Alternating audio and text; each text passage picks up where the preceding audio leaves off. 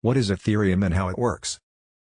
Ethereum is an open-source, decentralized blockchain-based platform that enables the creation of smart contracts and decentralized applications (DApps). It was proposed in late 2013 by Vitalik Buterin, a cryptocurrency researcher and programmer, and launched in 2015. Each transaction on the network is verified and recorded by multiple nodes in the network, making it virtually impossible to alter or delete the information stored on the blockchain. One of the key features of Ethereum is the ability to create and execute smart contracts.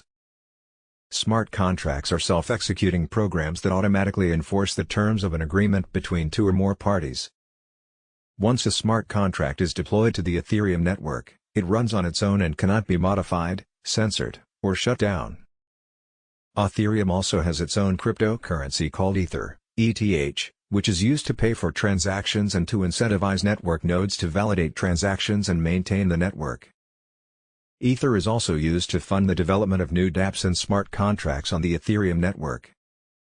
Overall, Ethereum provides a platform for developers to create decentralized applications and smart contracts that can operate in a trustless and transparent manner, without the need for intermediaries.